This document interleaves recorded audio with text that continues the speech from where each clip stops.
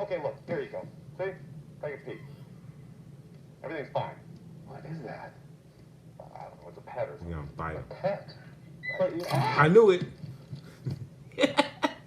Ooh. Sir, you're right. Damn. Oh, yeah. Stop that. Identify IG-11. yourself. I am IG-11. Are you refusing my request? No. I'm telling you to get out of here. Ooh. Oh.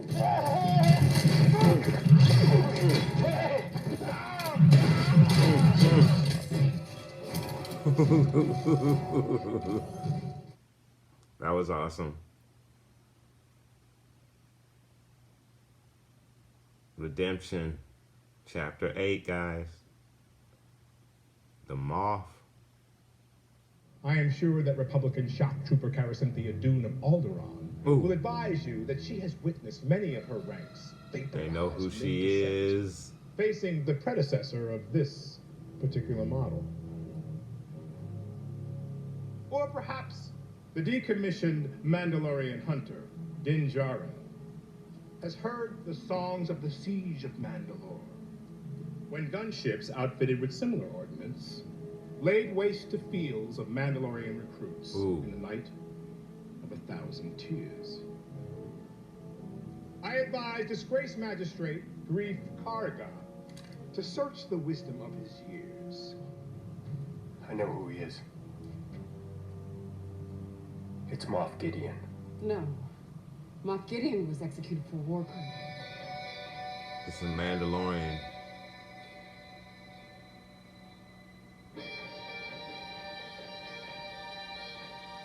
It's a Mandalorian.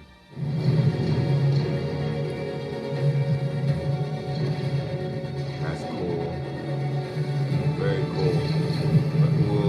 Whoa, that was awesome. Man, I love this.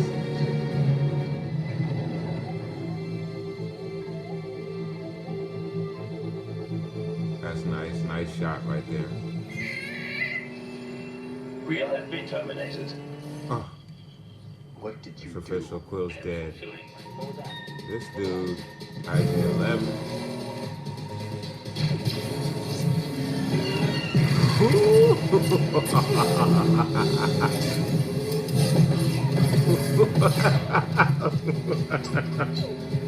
IG-11 is my favorite. My favorite. Woo.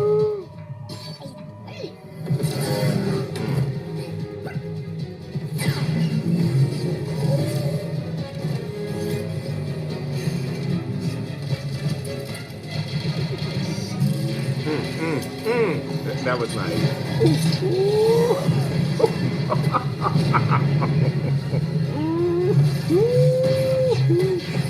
Yeah. Cover me. Yeah.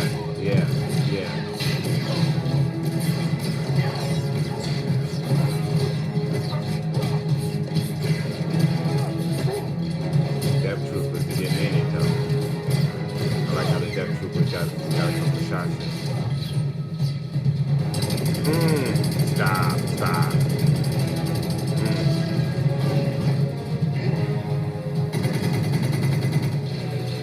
Mom is back.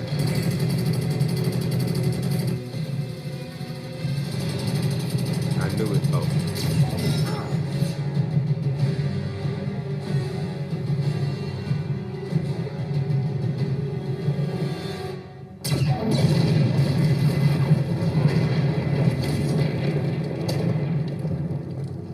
Leave me. Damn, the Mando is injured. What the? Look at the. Oh my God. Damn.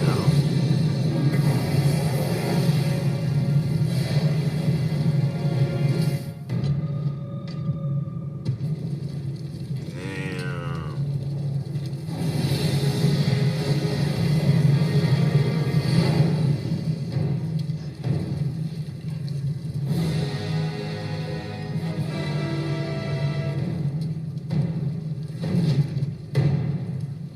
him, Baby Yoda. Uh-oh. Ooh.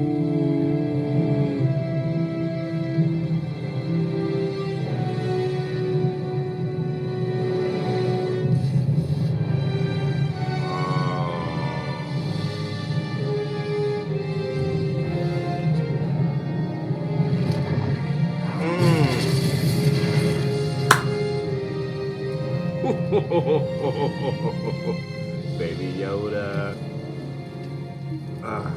Get him. Try it and I'll kill you. And we get to see the Mandalorian. Pedro Pascal. This is a vector spray. It will heal you in a matter of hours. Oh, shit. The songs of eons past tell of battles between Mandalore the Great and an order of sorcerers called Jedi that fought with such powers. You must go. A foundling is in your care. By creed, until it is of age or reunited with its own kind, you are as its father. This is the way. This is the way. And I'm loving the way. You have entered. Is the Mudhorn? You are a clan of two.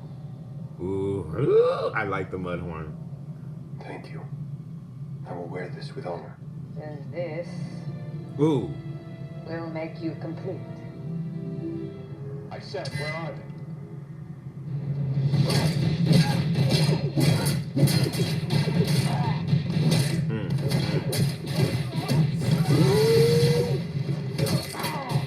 Ooh, oh, that was a nice move. Nice. Oh, man. Ooh.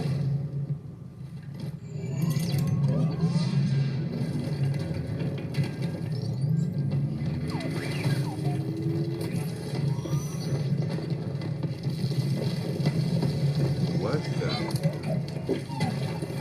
That is an awesome R2 unit.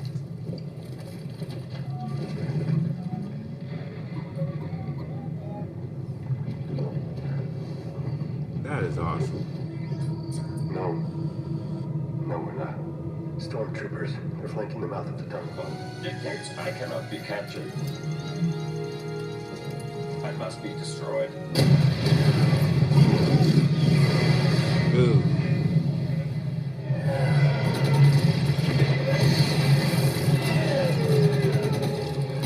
Let's make the baby do the magic hands. Come on, baby. Do the magic hand thing. I'm out of ideas. I'm not.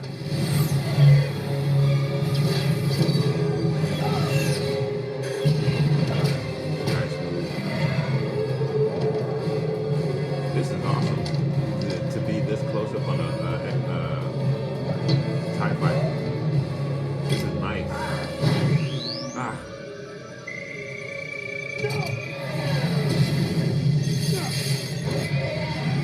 Damn, are they gonna kill them off this early?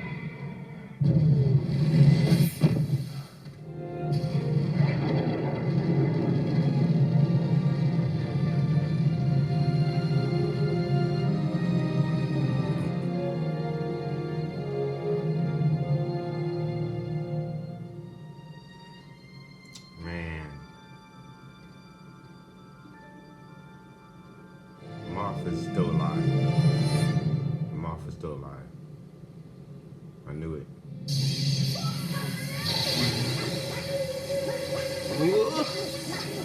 Is that the Darksaber?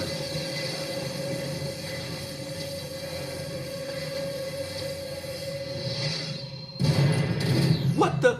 It's the Darksaber.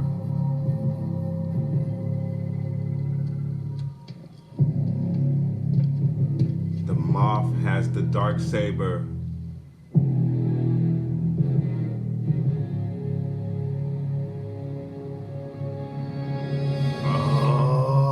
Oh no.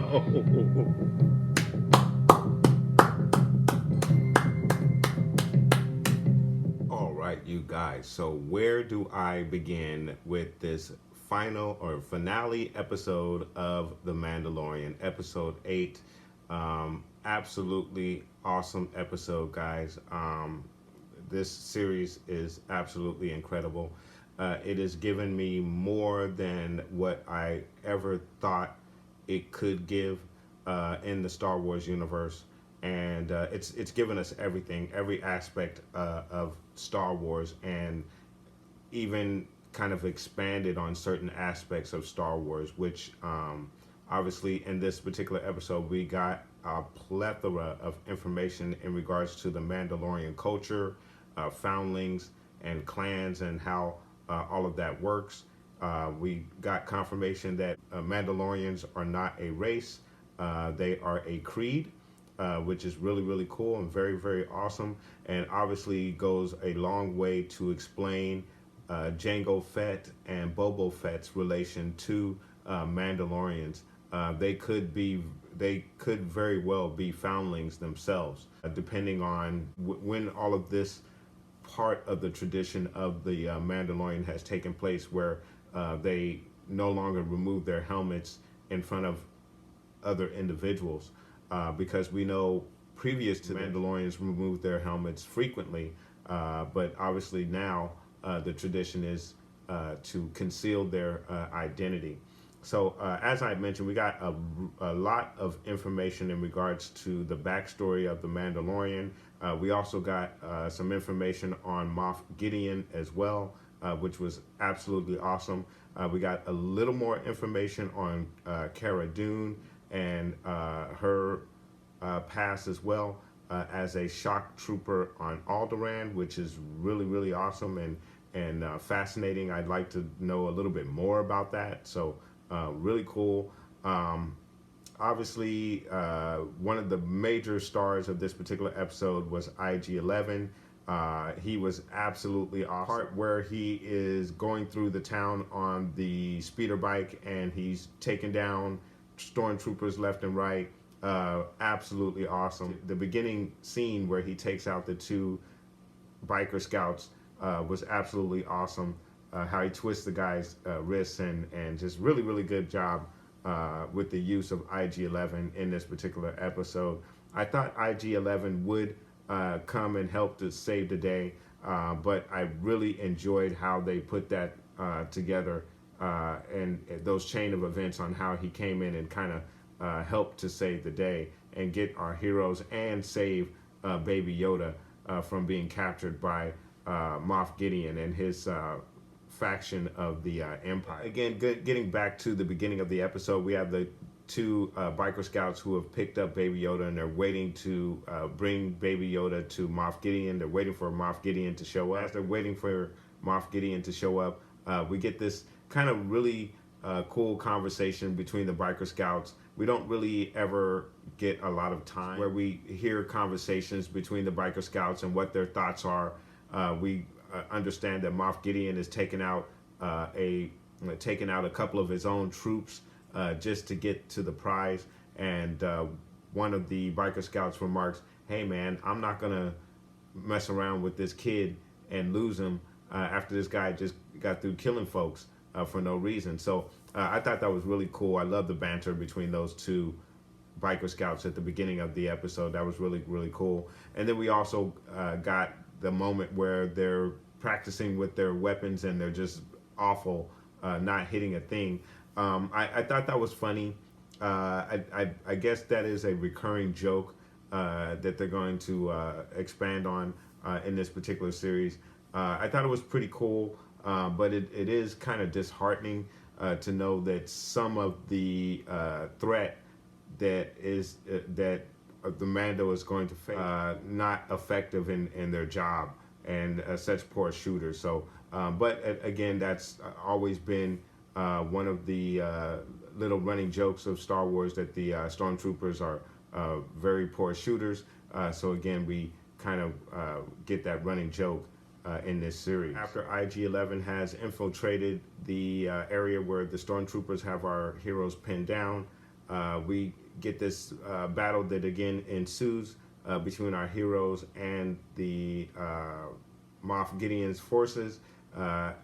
as IG-11 is making its way through town, our heroes start to get into the action and start blasting away at the Death Troopers and Stormtroopers that are just outside. The Mandalorian asks Cara Dune to cover him as he makes his way outside.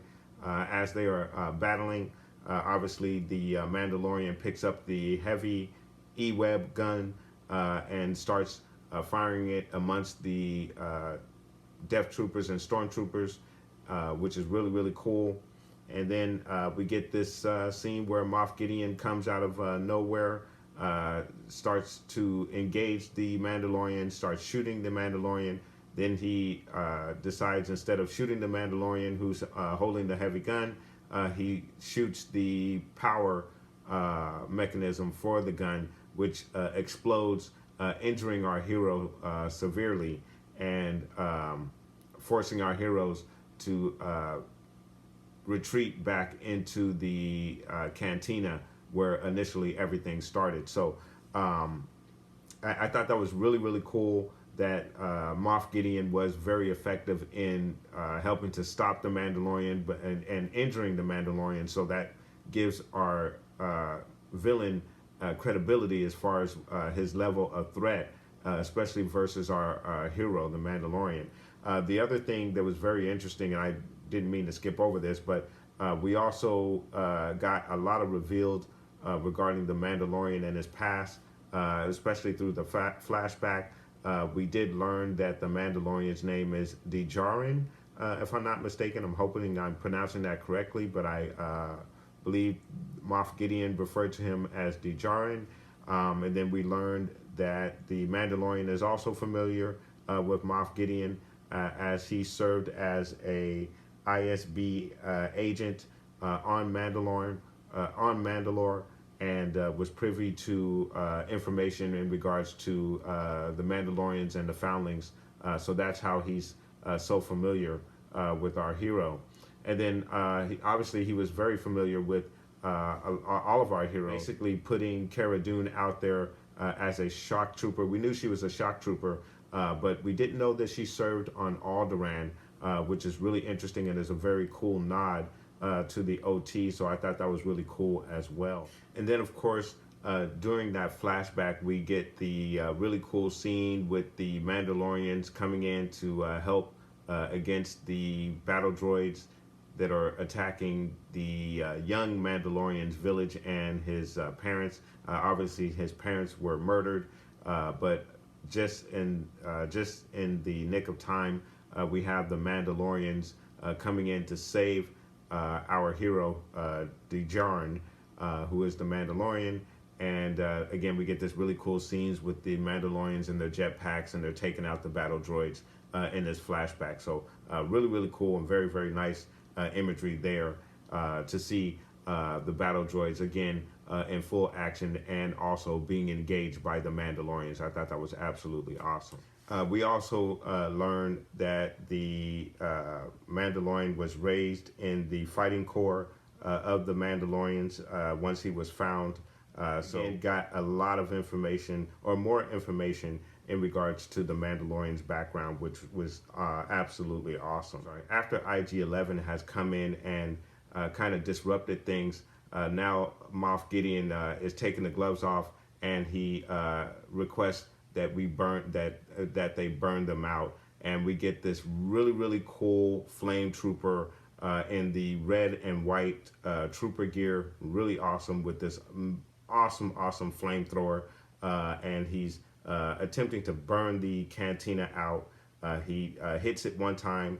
Our heroes are basically pinned with their backs against the wall, with no recourse to battle against this flamethrower. And of course, we get our baby Yoda, who comes in, uses the Force to not only hold the flames back, but push the flames back onto the flame trooper, and basically kill the flame trooper by forcing the flames back towards the flame trooper. So that was a really, really awesome scene, and very cool. And that's again, one of the things that I really enjoy about this particular series is the fact that it gives us every aspect of Star Wars. We're getting our bounty hunters, we're getting use of the Force. We're basically have a team up between a Force user and a Mandalorian. I don't know what could be cooler for a Star Wars series. So kudos to Jon Favreau and Dave Filoni for coming up with this very imaginative team up between a Jedi and a Mandalorian. Again, as a Star Wars fan, I don't know if there could be a better combination of heroes to run around the galaxy with in this story. So excellent job, and really enjoy this series, as I had mentioned. So obviously after the explosion, the Mandalorian has been injured severely. He's requesting that the team go on without him. He doesn't believe that he can make it. We then get this moment where the team has mostly left. Cara Dune, Baby Yoda, and Greef Karga have made their way through the sewer system, while IG-11 has stayed back to care for the Mandalorian. We get this moment where IG-11 is needing to take the Mandalorian's helmet off. Obviously, the Mandalorian is opposed to that, but then he realizes that if he does take his helmet off, he's not taking it off in front of a living human being, which the IG-11 reminds him of. So then we get the image of Pedro Pascal underneath the helmet, which is what we've been waiting for the whole entire 8 episodes of this season. So it was really cool to get that reveal, which we obviously knew that was him under the helmet. And then, of course, we also see that he is badly injured under the helmet as well. So our heroes make their way through the tunnel. We have a injured Mandalorian being helped by IG-88. They make their way to the Mandalorian clan, which is again stationed in the sewer system of Navarro, and we then get this reveal that something has happened with the clan, with this band of Mandalorians.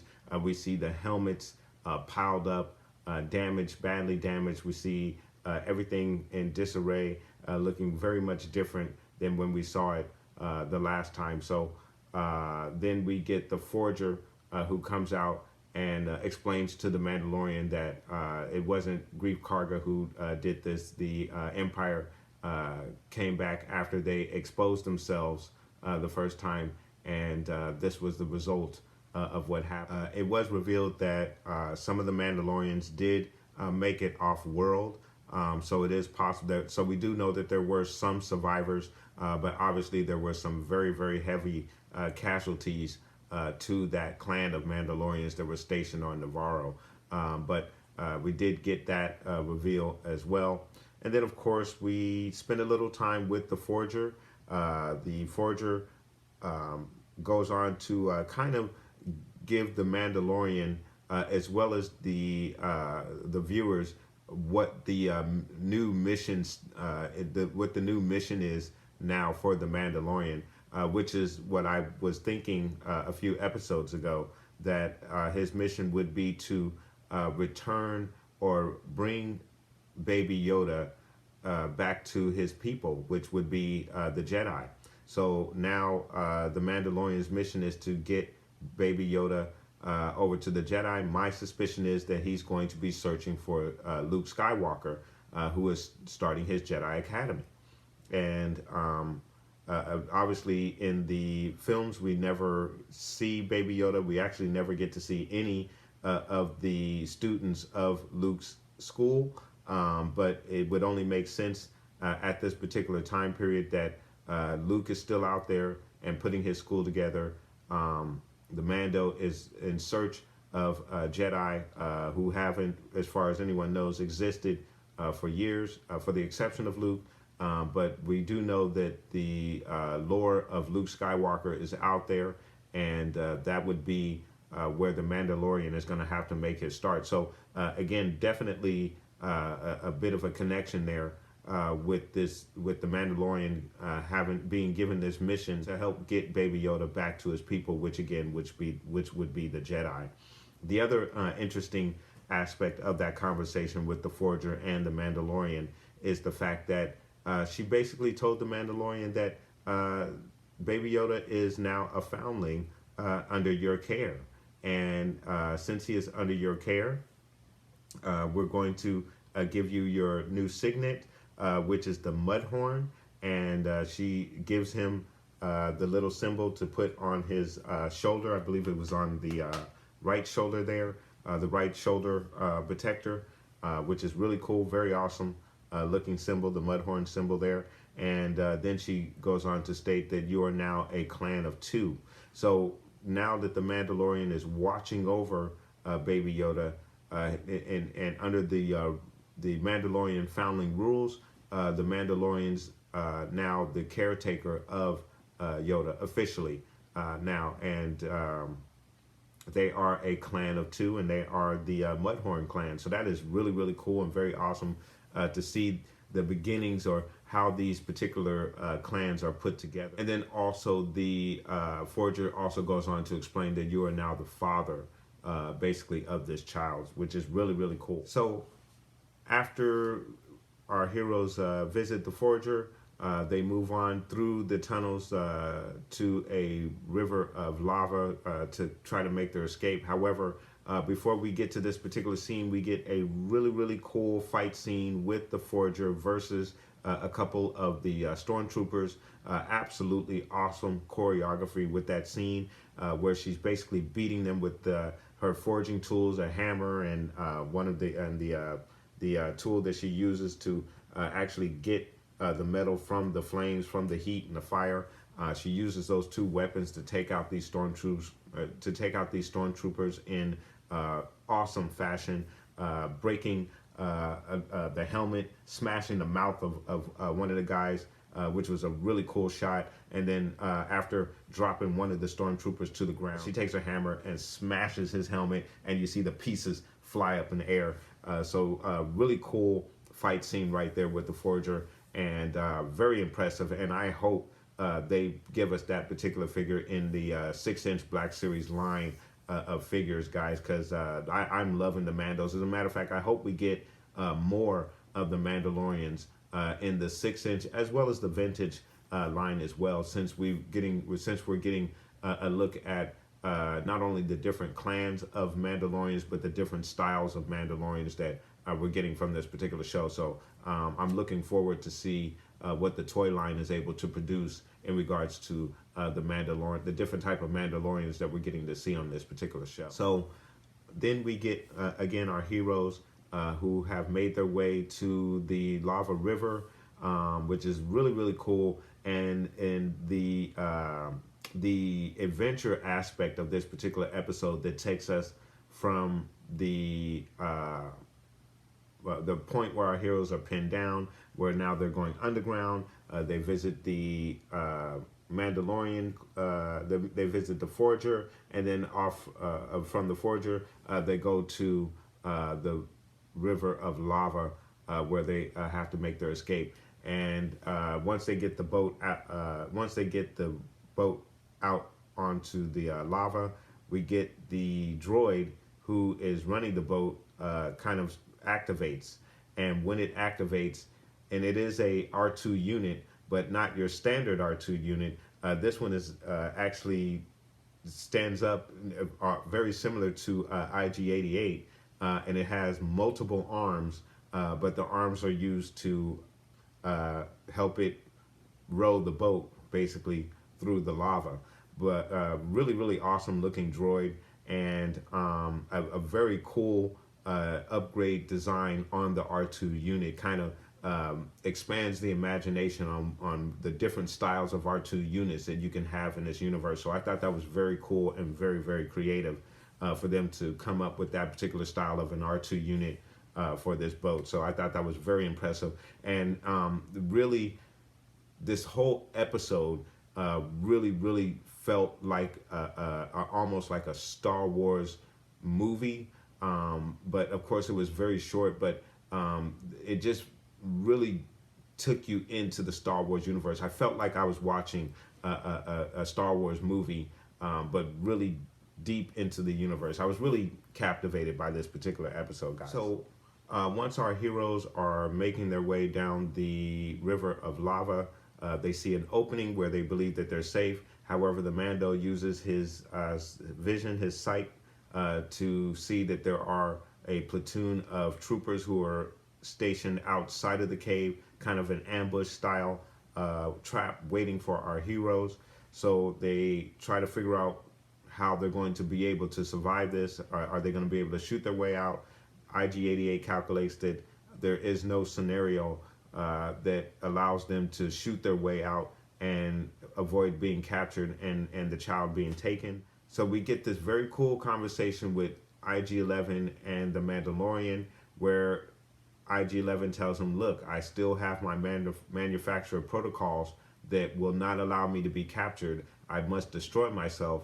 I can basically go out there and get destroyed and help clear the way. And the Mandalorian is debating with him and telling him, well, your base protocol is to take care of this child, and that supersedes your manufacturer's protocol. However, IG-11 again determines that there's no scenario that would allow him to survive without them being captured and Baby Yoda being taken. So he decides that he's going to self-destruct, and he goes out and, as we saw in that episode, self-destructs and clears the way for our heroes to make it out of the cave. However, once they've made it outside of the cave, we get Moff Gideon in his tie, and he's trying to shoot down our heroes, and our heroes are blasting back with their blasters, but their blasters are ineffective against the tie, which obviously has some kind of shielding on it.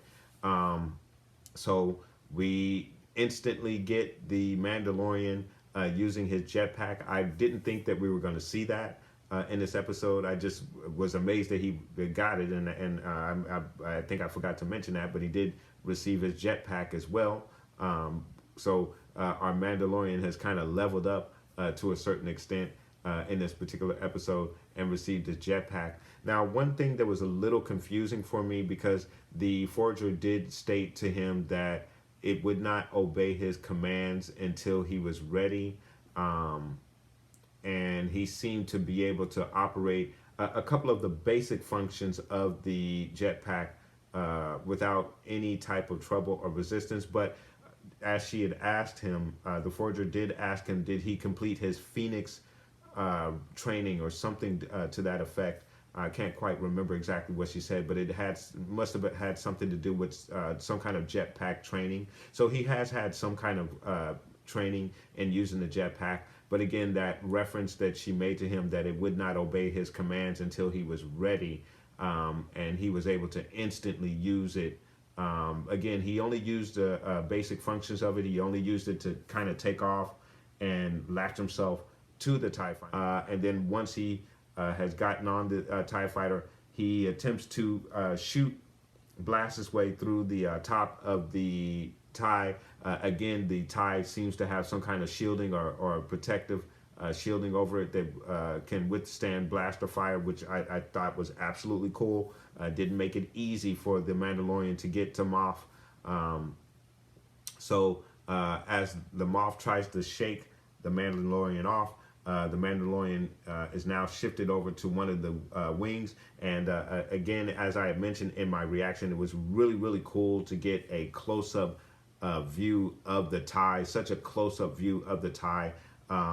It just was absolutely awesome. I don't think we've ever been that close up on a TIE where we actually had an individual hanging on one of the TIEs. So that was absolutely awesome. So our hero, the Mandalorian, attempts to use a couple of his bombs to place onto Moff Gideon's TIE wing.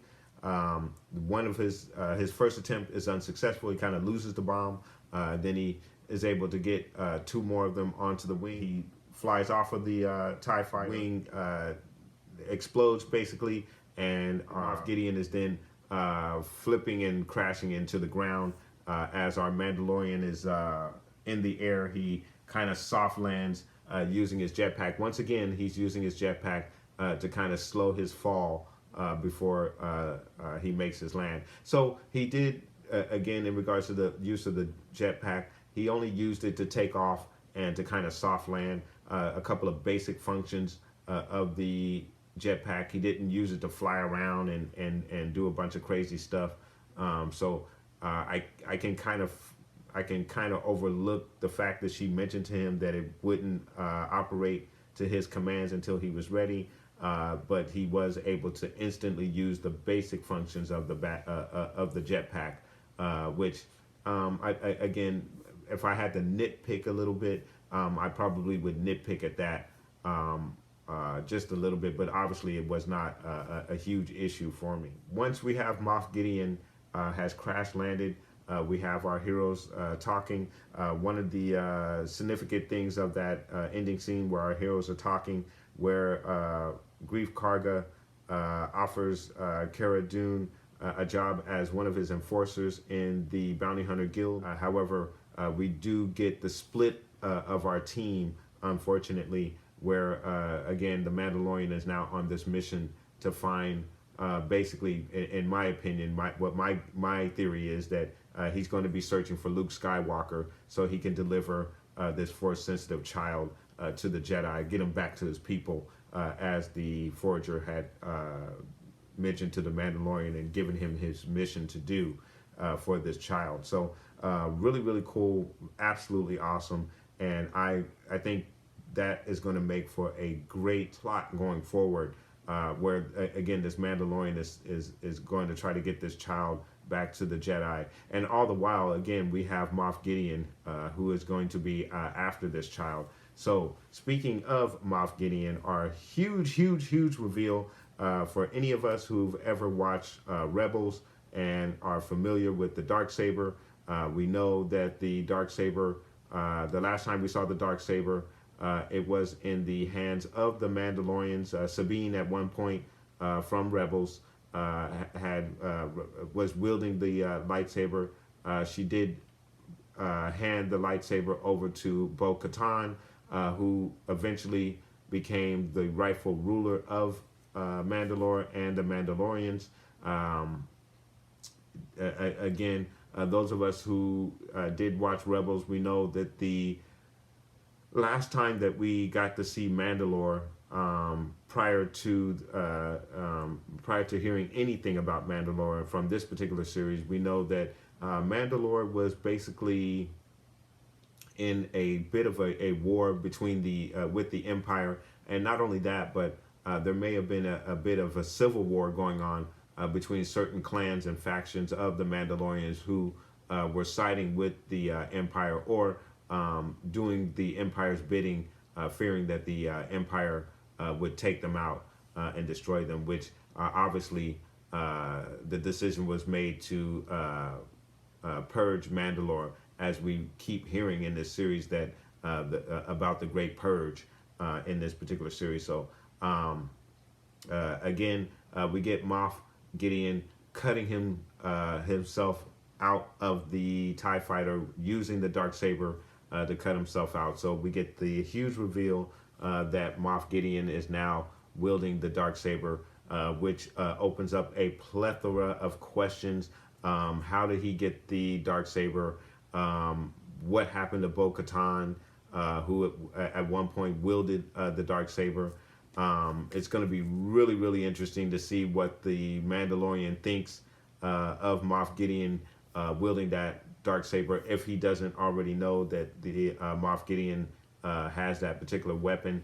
Those of us who are familiar with the Darksaber, at one point Darth Maul, or Maul at the time that he wielded it, held that Darksaber as well. So that Darksaber has changed many hands, and it's absolutely awesome to see that it shows up here in a live action story as one of the main villain's weapon, which just takes Moff Gideon straight to the top. Can't wait to get Moff Gideon as a 6-inch Black Series figure as well, with the Darksaber. That's going to be absolutely awesome, guys. So very, very cool episode. Enjoyed this episode immensely. Enjoyed this series immensely. I think it's one of the best things on TV right now.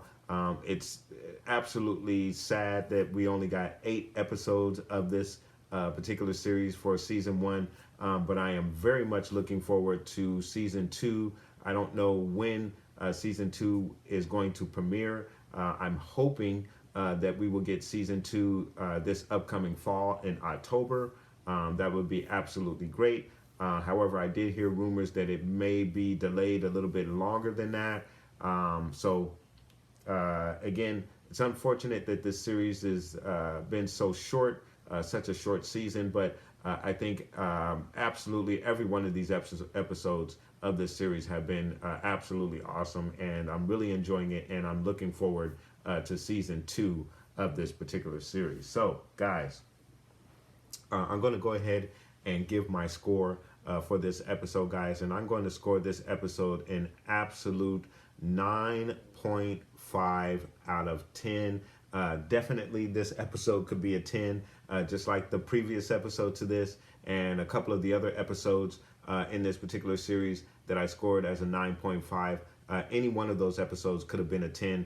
This was an absolute enjoyable episode that gave us a lot of action. We got a use of the Force. We got a lot of information in regards to the Mandalorian lore. We also have this new mission where, again, the Mandalorian is going to try to get Baby Yoda back to the Jedi, back to his people, which I think is an absolutely excellent plot point to go forward with this particular series, guys. And it fits right in what is going on at the during this time in the timeline, the Star Wars timeline. So, guys, absolutely cool episode. Again, I scored this episode a 9.5. I'd like to know what your thoughts are in regards to the episode. What did you think of the reveal that we got with the Mandalorian?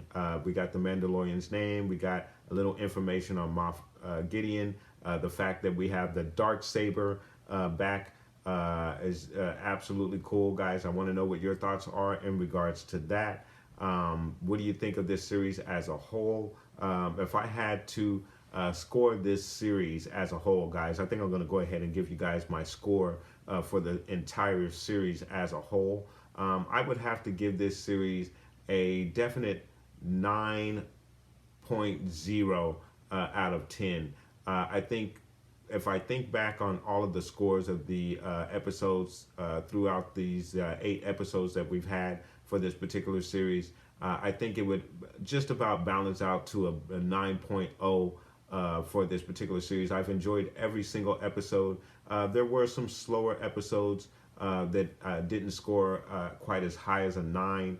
Might have been a 7.5, I think might have been the lowest score that I gave any of these episodes.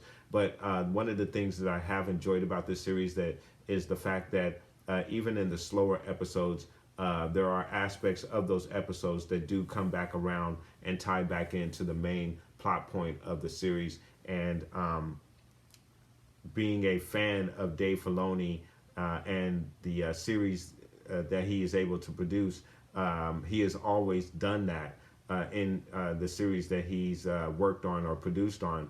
And you kind of get that same thing here in this series where you may consider some of the slower episodes filler, but something in that episode or some aspect of that episode is going to tie back in to the main plot point of the series. And I think they've done a really good job of doing that here in this series as well. So kudos to Jon Favreau and to Dave Filoni for the excellent job that they've done on this series. They definitely have a hit on their hands. I think the fans are enjoying this series immensely. I know I am. But again, guys, I want to know what your thoughts are.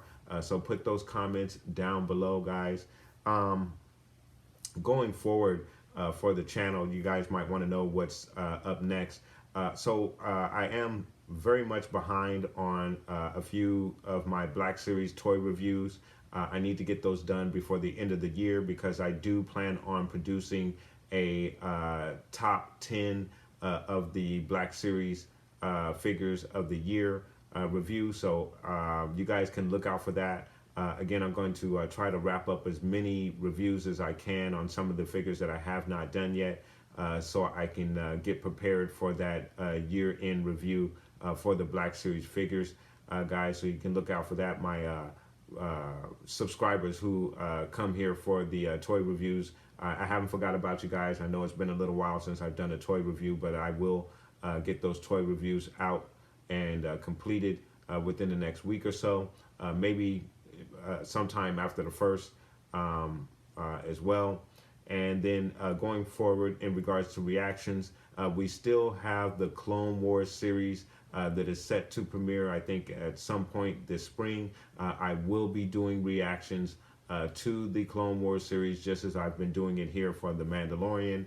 And then once we get our Cassian series, as well as the Obi-Wan Kenobi mini-series that we're supposed to get as well on Disney Plus, I will be doing reactions to those as well. So if you do enjoy my reactions and my thoughts on Star Wars, this is a Star Wars channel, guys. You want to click that subscription button and click that bell so you get notifications when I upload my videos, guys. And also as well, I want to say thank you very much to all of my new subscribers. I want to say how much I appreciate you guys subscribing to the channel. If you have any thoughts, comments, any improvements that I can make with the channel, please leave those comments down below. I do read the comments. I do respond to comments. So please put those comments down below. Please hit that like button. It really helps the channel as well, guys. So again, I do appreciate all of my new subscribers who have just subscribed to the channel. And I assure you there will be more Star Wars content that I will be reacting to. I believe there's also a Obi-Wan Kenobi fan film that has been released recently. I should have a reaction for that at some point this weekend as well. So you can look forward to that as well, guys. So I want to thank you guys so much for watching.